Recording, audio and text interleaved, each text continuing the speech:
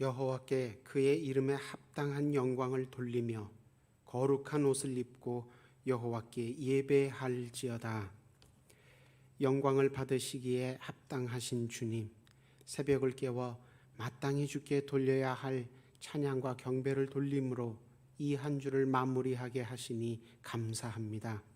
오늘 하루를 사는 동안 말씀과 기도에 힘입어 은혜로운 마음과 거룩한 행실을 옷처럼 입고 세상 앞에 나아가 은혜로우시고 거룩하신 하나님을 나타내게 하옵소서. 세상 모든 입술이 하나님의 이름을 찬양하며 예배하도록 인도하는 직분을 잘 감당함으로써 예배의 날 주일을 참되게 준비하는 우리 모두 되게 하옵소서. 예수님 이름으로 기도드립니다. 아멘. 찬송가 348장 함께 찬양하십니다.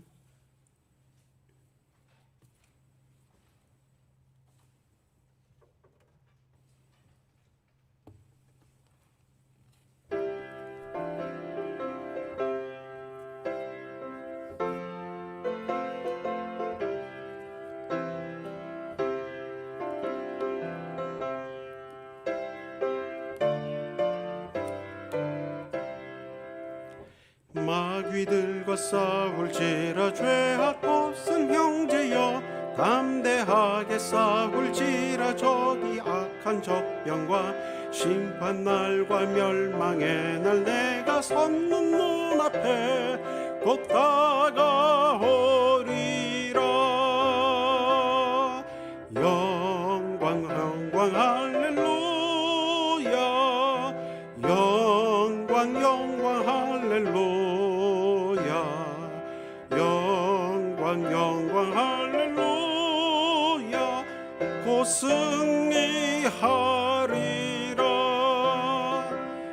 마귀들과 싸울지라 죄악 벗은 형제여, 고함치는 무리들은 흉한 마귀 아닌가.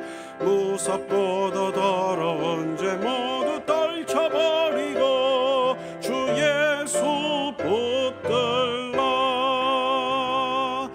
영광 영광 할렐루야, 영광 영광 할렐루야, 영광 영광 할렐루야. 곧 승리하리라. 마귀들과 싸울지라 죄악 벗은 형제여, 구주 예수 그리스도 크신 팔을 벌리고 너를 도와주시려고 서서 기다리시니 너 어서 나오라.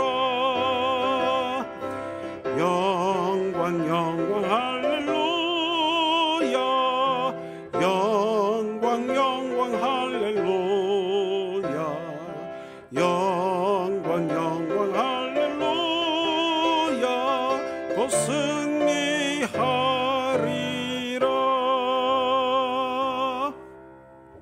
아멘.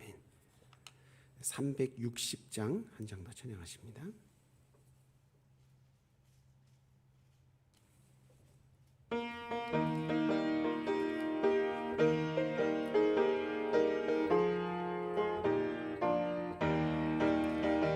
행군 나팔 소리에 주의 호령 났으니 십자가의 군기를 높이 들고 나가세. 선한 싸움 다 싸우고 의의 면류관 받았으리라. 선한 싸움 다 싸우고 의의 면류관 예루살렘 성에서 면류관 받으리. 저 요단강 건너 우리 싸움 마치는 날 의의 면류관 예루살렘 성에서 악한 마귀 권세를 모두 깨쳐 쳐버리고 승리하신 주님과 승전가를 부르세. 선한 싸움 다 싸우고 의의 면류관 받았으리라. 선한 싸움 다 싸우고 의의 면류관 예루살렘 성에서 면류관 받으리. 저 요단강 건너 우리 싸움 마치는 날 의의 면류관 예루살렘 성에서 달려갈 길 다 가고 싸움 모두 마친 후 주와 함께 기쁨을 용사들아 누리세. 선한 싸움 다 싸우고 의의 면류관 받았으리라. 선한 싸움 다 싸우고 의의 면류관 예루살렘 성에서 면류관 받으리. 저 요단강 건너 우리 싸움 마치는 날 의의 면류관 예루살렘 성에서. 아멘. 오늘 아침 우리에게 주시는 하나님 말씀은 요한계시록 7장 9절에서 12절, 요한계시록 7장 9절에서 12절까지의 말씀입니다. 다 함께 한 목소리로 함께 읽겠습니다. 이 일 후에 내가 보니 각 나라와 족속과 백성과 방언에서 아무도 능히 셀 수 없는 큰 무리가 나와 흰옷을 입고 손에 종려가지를 들고 보좌 앞과 어린 양 앞에 서서 큰 소리로 외쳐 이르되 구원하심이 보좌에 앉으신 우리 하나님과 어린 양에게 있도다 하니 모든 천사가 보좌와 장로들과 네 생물의 주위에 서 있다가 보좌 앞에 엎드려 얼굴을 대고 하나님께 경배하여 이르되 아멘. 찬송과 영광과 지혜와 감사와 존귀와 권능과 힘이 우리 하나님께 세세토록 있을지어다. 아멘 하더라. 아멘. 성령 강림절 이후 성령의 계절을 보내면서 믿음의 조상들이 어떻게 신앙생활 하는지 돌아보며 오늘날 우리의 신앙을 가다듬고 있습니다. 초대교회로부터 중세교회를 거쳐 신앙을 이어받은 종교개혁자들은 신앙생활하는 교회는 현재 이 땅에서 전쟁하는 교회다 그렇게 생각을 했고요. 또 미래에 승리하는 교회다 이렇게 동전의 양면처럼 지금은 전쟁 중에 있지만 그러나 미래를 알 수 없이 고단하고 불안하게 전쟁하는 것이 아니라 미래에는 승리하게 되는 교회다 이렇게 이중적인 전쟁과 승리를 함께 한 신앙생활 그릇 안에 담고 있는 동전의 양면처럼 그렇게 다 가지고 있는 교회로 스스로를 이해하고 그런 소망을 가지고 하루하루 매일매일 하나님 앞에 믿음의 영적인 전쟁을 감당하는 데 충성을 하며 살아갔습니다. 이 승리하는 교회라는 표현에서 승리라는 것은 물론 교회가 매일의 영적 전쟁에서 체험하는 그런 작은 승리들도 다 포함은 되죠. 그러나 그것을 강조한다기보다는 예수님께서 다시 오셔서 우리가 다 누리게 우리를 다 누리게 해주실 그 최후 승리 그것을 더 강조하고 의미하는 표현입니다. 미래의 교회가 누리게 될 그 최후 승리를 가장 자세하고 또 감격적으로 설명해 주는 성경이 오늘 우리가 함께 읽은 요한계시록입니다. 이 요한계시록 보면 사탄과 그의 무리가 아주 하나님 앞에 정말 그 영어로는 레디컬하다고 하죠. 아주 그 근본적으로 아주 그 뿌리가 뽑혀나가는 그런 아주 그런 근본적인 심판을 받는 장면이, 사탄과 그의 무리가 그렇게 심판받는 장면이 요한계시록에 많이 나오기 때문에 우리가 언뜻 이 요한계시록을 읽을 때 받게 되는 인상은, 야, 이 성경 말씀은 심판의 내용이 많이 나오니까 아주 무서운 내용의 책이구나, 이런 인상을 좀 짙게 갖게 됩니다. 그러나 그렇게 사탄과 그의 무리가 심판을 아주 근본적으로 그렇게 뿌리 뽑힐 만큼 그렇게 받게 된다는 그런 기록이 의미하는 바는, 그 반면에 믿음을 지킨 의인들은 큰 승리, 큰 영광, 큰 상급을 받게 된다는 것을, 아주 이 사탄과 그의 무리가 아주 심판받아 낮춰지는 것은 곧 하나님의 백성 무리는 아주 극진하게 또 이렇게 하나님이 높여주신다는 그런 것을 반영하는 책입니다. 그리고 실제로 요한계시록 이렇게 자세히 보시면 거기 하나님의 백성들이, 그 고난과 핍박을 다 견뎌낸 하나님의 백성들이 하나님께 위로받고 인정받으면서 새 예루살렘, 마지막에 우리가 어린 양과 혼인잔치를 하게 되는 그런 영광스러운 장면, 그런 모습들, 그런 것들이 또 이렇게 표현이 잘 되고 있습니다. 그래서 요한계시록은 사탄의 심판 멸망과 성도의 최후 승리, 예수님의 그 재림에 우리가 참여하게 돼서 함께 누리게 될 최후 승리에 대해서 소망을 가지고 믿음을 가지라고 독려하는 그런 목적으로 쓰여진 책입니다. 오늘 본문 이 많은 백성들과 또 천사들이 하나님 앞에 찬양을 드리는 이 장면은 최후의 심판이 시작되고 심판의 7 절차가 순서대로 진행되는 장면 가운데 하나입니다. 요한계시록이 맨 처음에 어떻게 시작됩니까? 요한이 성령의 감동을 받아서 먼저 아시아의 7 교회에 편지를 쓰는 장면부터 시작이 되지요.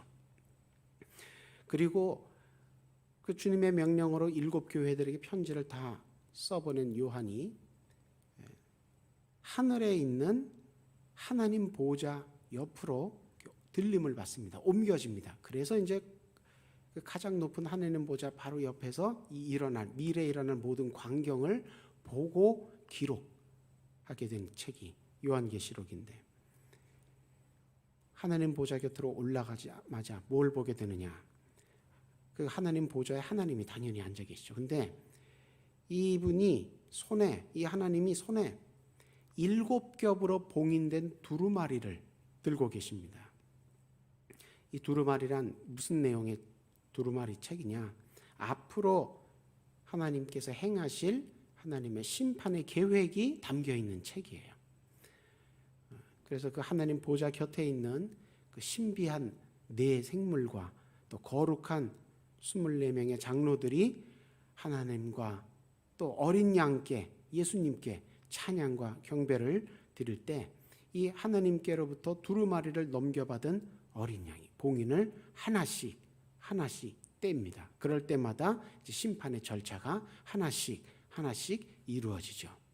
그렇게 6번째 봉인이 떼어지고 6번째 심판 절차가 끝난 후에 어떤 일이 벌어집니까?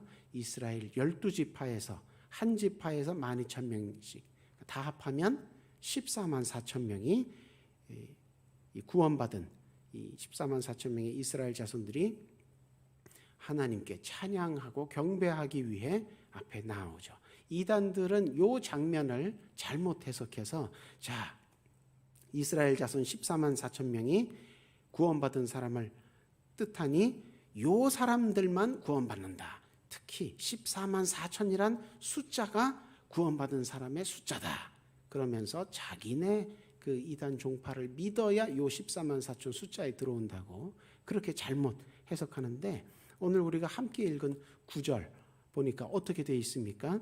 이 이스라엘 12지파에서 나온 14만 4천 명뿐만이 아니라 각 나라와 족속과 백성과 방언에서 아무도 능히 셀 수 없는 큰 무리가 나와 흰옷을 입고 손에 종려가지를 들고 함께 하나님과 어린 양을 찬양하며 경배하는 장면이 바로 뒤이어서 기록되어 있습니다. 그러니까 이게 뭘 의미하는 겁니까? 이스라엘 자손 14만 4천 명만이 아니라 수많은 전 세계에 흩어져 살고 있던 수많은 이방인들 가운데서도 구원받는 사람이 이렇게 많이 나온다. 그걸 기록해 주고 있는 겁니다. 14만 4천 명 숫자에 속는 사람은 이단들도 성경 제대로 안 본 거고요. 그런 거짓말에 속는 그 사람도 성경 제대로 안 본 겁니다. 그러니까 절대로 속지 마십시오. 14만 4천 명이라는 숫자는 그거는 구원받는 사람, 그 숫자만 구원받는다 아닙니다. 흰옷 입고 나온 수많은 각 나라와 족속과 백성과 이 방언, 외국어 쓰는 그러니까 이방인들 이 사람들이 하나님 앞에 함께 구원의 기쁨과 영광을 찬송하기 위해 나오는데 이 흰옷을 입었다. 특별히 이 흰옷은 천국 백성의 옷을 의미합니다. 천국 백성의 신분을 의미합니다. 그래서 이 희다는 것은 어린 양의 피로 죄가 깨끗이 씻겨졌다 이런 뜻도 있고요. 또 하나님 나라의 영광을 뜻하기도 합니다. 그러니까 그냥 흰색 정도가 아니라 여기서 말하는 흰색은 밝고 빛나는 흰색입니다. 이게 처음 보는 게 여기 이 계시록에 처음 나오는 게 아니라 예수님도 이런 옷을 입으신 적이 있으세요. 언제입니까? 변화산 올라가셔서 그 모습이 변화되셨을 때 그때 어떻게 표현이 됩니까? 마태복음에는 예수님의 얼굴이 해같이 빛나고 그 입으신 옷은 빛같이 휘어졌다 이런 표현이 나옵니다. 근데 요거를 마가복음에서는 조금 더 아주 더 섬세하게 묘사를 해요. 어떻게 묘사하느냐? 빨래하는 자가 세상에 빨래하는 자 세탁업자가 그렇게 희게 할 수 없을 만큼 휘어졌다. 그러니까 마가는 내 생전에 그런 흰색은 본 적이 없다는 거예요. 그렇게 밝고 빛나는 흰색으로 예수님 옷이 변했다. 그런 옷을 우리가 입게 된다는 겁니다. 그냥 흰색이 아니고. 또 예수님 부활하셨을 때 두 천사가 요한복음 보니까 두 천사가 그 무덤 안에 있으면서 왜 여기서 예수님을 찾습니까? 그렇게 근심하고 두려워하는 이 제자들에게 그렇게 말씀을 전했죠. 그런데 그 두 천사가 그냥 두 천사가 아니라 흰옷 입은 두 천사. 흰옷 입은 두 천사. 이렇게 나옵니다. 또 예수님 승천하실 때 그 사람이 구름 타고 올라가니까 신기해서 그걸 구경하고 있던 제자들에게 그 구름 타고 올라가는 것도 물론 신비하지만 그 제자들을 보고 왜 그런 장면을 그렇게 놀라고 신기하게 여기느냐고 예수님 말씀하시지 않으셨냐고 말씀하신 대로 저렇게 똑같은 모습으로 구름 타고 또 오실 거라고 아주 또 그렇게 신비하게 신앙 고백하고 교훈하는 그런 두 사람이 있었습니다. 근데 그 두 사람이 이 사도행전 1장에 나오는 그 두 사람이 그냥 두 사람이 아니라 흰옷 입은 두 사람입니다. 흰옷 입은 두 사람. 그러니까 천사가 아마 그렇게 사람의 모습으로 의인화되어서 제자들 곁에서 아무렇지도 않게 같이 섞여 있으면서 깨우쳐주고 도와주고 믿음을 붙들어주는 그런 장면을 설명해주는 기록인 겁니다. 자, 14만 4천 명의 이스라엘 자손들과 헤아릴 수 없이 수많은 흰옷 입은 교회의 성도들 이 사람들만 찬양하고 경배하는 게 아니라 오늘 그 함께 읽은 본문 보니까 모든 천사들이 함께 한 목소리로 찬양하고 경배하는 이 오늘 본문에 기록된 이 장면은 굉장히 감격스럽고 굉장히 장엄한 장면입니다. 정말 그 오래된 이사야 선지자의 예언처럼 물이 바다를 덮음같이 여호와의 영광을 인정하는 것이 온 세상에 가득하리라. 그 장면이 실현되는 모습입니다. 하나님께서 옛날에 택한 이스라엘 백성뿐만이 아니라 수많은 이방 백성들 그리고 땅에서만이 아니라 하늘에 있는 천사들까지도 한 목소리로 하나님께 찬양하고 경배하는 모습, 굉장히 감격스럽고 장엄한 장면입니다.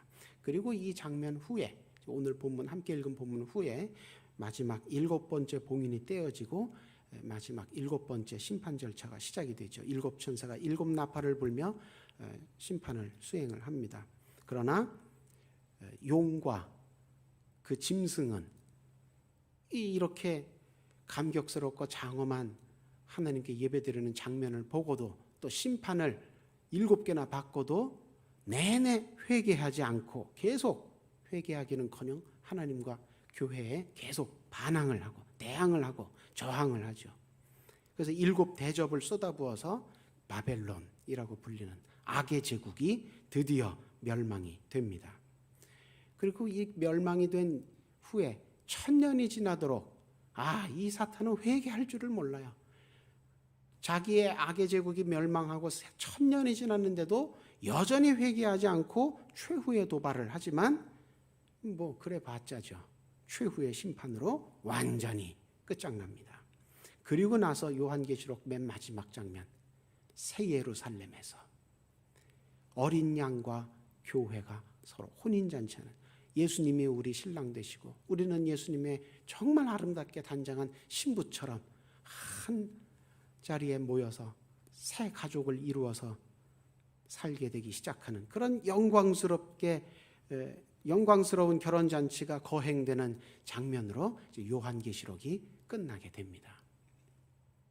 교회는 이 요한계시록에서 약속되고 있는 이런 승리와 영광에 우리가 정말로 마침내 참여하게 된다, 그런 소망을 가지고, 그런 확신을 가지고 여기까지 신앙생활을 쭉 해왔던 겁니다. 이런 소망과 확신이 없으면요, 예수님 다시 오실 때까지는 고사하고 당장 전쟁 같은 싸움을 해야 하는 이 오늘 하루도 버텨내지 못하게 됩니다. 매일의 영적 전쟁에서 거두는 작은 승리가 쌓여서 마침내 그 예수님 재림할 때 최후 승리를 얻게 된다, 이렇게 적립식으로 이렇게 승리가 올라간다기보다는 거꾸로입니다. 재림 때 약속된 최후 승리를 소망하고 확신하는 덕분에 매일의 영적 전쟁을 잘 감당할 수 있게 되는 겁니다. 잘 견딜 수 있게 되는 겁니다.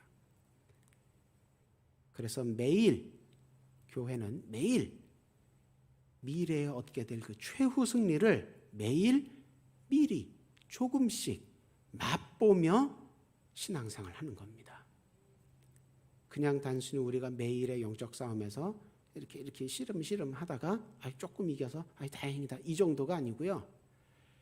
미래에 예수님 언젠가 다시 그러나 반드시 다시 오실 그날에 우리가 누리게 될 그 최후 승리를 조금씩 오늘도 맛보는 겁니다. 그러니까 오늘의 작은 승리는 이 작아도 그게 최후 승리를 미리 땡겨서 맛보는 거예요. 이와 같은 기쁨, 이와 같은 보람이 마지막 날에는 아주 실체를 드러내서 우리가 정말 감격으로 그 최후 승리에 동참하게 된다는 겁니다. 장차 우리가 주님께로부터 얻게 될 이 승리와 영광, 이것은 이 세상에서 그냥 이렇게 대충 주어서 맛볼 수 있는 그런 쾌락과 허영에 비할 바가 아니죠. 비할 바가 아닙니다. 주님께서 우리를 위해 정말 귀하고 좋은 선물들을 예비해 두셨습니다. 크게 은혜롭고 심히 복된 그런 선물들을 바라보면, 그러면 세상의 유혹과 시험에 허무하게 속을 수가 없습니다. 허무하게 무릎 꿇을 수가, 그런 데다가 무릎 꿇을 수가 없습니다. 그러니까 우리의 시선을 다시 오실 예수님, 최후 승리를 우리에게 주실 그 날을 바라보며 신앙생활을 해야 하는 겁니다. 이걸 조금 유식한 표현으로 뭐라고 합니까? 종말론적 신앙이라고 그럽니다. 우리가 그냥 여기서 사는 이게 전부가 아니라는 겁니다. 정말 좋은 선물, 정말 큰 은혜, 정말 큰 복이 예비되어 있다는 겁니다. 물론 우리가 이 땅에서 감당해야 할 영적 전쟁이 쉽지는 않지요. 쉽지는 않습니다. 마치 그 먹구름이 확 끼면은 그 하늘에 태양이 밝게 빛나는 걸 누가 모릅니까? 근데 당장 먹구름이 끼면 어떻습니까? 하나도 안 보이지 않아요? 그러니까 그렇게 영적 전쟁이 쉽지는 않지만, 그러나 이기기로 약속된 싸움입니다. 이기기로 약속된 싸움이고 상급도 이미 다 준비되어 있습니다. 그렇기 때문에 참된 소망과 뜨거운 확신을 가지고 예수님 다시 오실 그날을 그냥 바라보는 게 아니라 똑바로 바라봐야 됩니다. 시선을 주님께 고정하고 주여 충성하고 헌신하게 하옵소서 기도하며 나가셔야 되는 겁니다. 그렇게 이 아침도 기도하실 텐데, 그렇게 기도하실 때 내 아들아, 내 딸아, 네 자리가 내 우편에 준비됐으니 네가 그것을 반드시 얻으리라. 귀한 응답 받으시는 이 아침 기도하시는 시간 되시기를 주님의 이름으로 축원합니다. 기도하겠습니다. 우리를 위해 놀라운 선물을 이미 다 준비하시고 우리에게 나누어 주실 그날을 우리보다 더 손꼽아 기다리시는 주님, 말씀을 통해 영광스럽게 참여하게 될 최후 승리에 대해 소망과 확신을 다시 추스르게 하시니 감사합니다. 말씀에 힘입어 예수님 다시 오실 때까지 약속의 말씀 굳게 붙들고 기도에 더욱 힘을 내며 맡기신 소명 잘 감당하는 착하고 충성된 종들 다 되게 하여 주옵소서. 이 아침 하나님 앞에 육신의 연약함으로 말미암아 눈물로 호소하고 있는 환자들 위해 함께 기도하길 원합니다. 하나님, 육신의 연약함으로 인하여서 마음도 상하고 그 가정의 모든 형편들이 기울어지고 있는 중에 있습니까? 주님께서 그 모든 사정과 형편을 알고 계시오니 돌아보아 주셔서 못자국 난 손으로 친히어로 만져 그 모든 상하고 연약하고 다치고 넘어졌던 부분들이 깨끗하게 온전하게 치유되고 회복되는 역사로 응답하여 주시옵소서. 간병하는 가족들에게도 영육간의 강건함으로 든든히 붙들어 주옵소서. 코로나 변종으로 인하여서 많은 사람들이 다시 힘들어하고 불안한 가운데 있습니다. 하나님, 이 질병이 완전히 종식될 수 있도록 하나님 끝까지 우리와 함께하여 주옵소서. 일선에서 수고하고 있는 방역 당국과 병원 관계자들과 여러 자원봉사자들 하나님 영육간의 강건함으로 붙들어 주셔서 이 질병과 기도하며 싸울 때에 반드시 이기게 하여 주옵시고, 특별히 기도하고 있는 교회들 하나님, 특별히 작은 교회와 해외 선교지들 더 이상 코로나로 인하여 무너지지 아니하도록, 뒤로 물러서지 아니하도록 하나님 천군천사로 둘러지켜 진처 보호하여 주옵시고 인도하여 주옵소서. 미얀마와 우크라이나와 같이 불의한 군대로 인하여 눈물 흘리고 슬퍼하는 지역들이 있습니다. 하나님, 하늘문을 여시고 저들의 울부짖는 기도를 들으시고 응답하여 주셔서 그 땅 가운데 하나님 나라의 평강이 반드시 심기어져 30배, 60배, 100배 그 땅 가운데 그 민족 가운데 풍성하게 열매 맺게 하여 주옵소서. 새 담임 목사님 청빙을 위하여서 온 교회가 기도하며 준비하고 있습니다. 이루어지는 모든 과정들 가운데 주님 선하게 동행하여 주시고 인도하여 주셔서 예비하신 귀한 목자를 하나님 잘 또 우리도 기도하며 만나고 함께 한 마음으로 한 목소리로 하나님 나라를 향해 열심을 다하는 교회 되게 하여 주옵소서. 마음에 서원하는 기도 제목들이 있어서 물질과 함께 심습니다. 322번째, 640번째 하나님 앞에 올려드리오니 이 물질이 쓰이는 곳마다 하나님 나라 귀하고 아름답고 크고 왕성하게 세워지게 하여 주옵시고, 마음에 담고 있는 모든 기도의 제목들 하나님 앞에 상달되어 큰 응답으로 하나님 앞에 간증의 제목으로 다 변할 수 있는 기도 제목들 될 수 있도록 인도하여 주시옵소서. 이 아침 주님 기도와 말씀으로 시작하였사오니 저녁을 맞기까지 기도와 말씀 가운데 충성하고 헌신하는 순종하는 수요동교의 모든 권속들 다 되게 하여 주옵소서. 예수님 이름으로 기도드립니다. 아멘. 하늘에 계신 우리 아버지의 이름을 거룩하게 하시며 아버지의 나라가 오게 하시며 아버지의 뜻이 하늘에서와 같이 땅에서도 이루어지게 하소서. 오늘 우리에게 일용할 양식을 주시고 우리가 우리에게 잘못한 사람을 용서하여 준 것 같이 우리 죄를 용서하여 주시고 우리를 시험에 빠지지 않게 하시고 악에서 구하소서. 나라와 권능과 영광이 영원히 아버지의 것입니다. 아멘. 자유롭게 기도하십니다.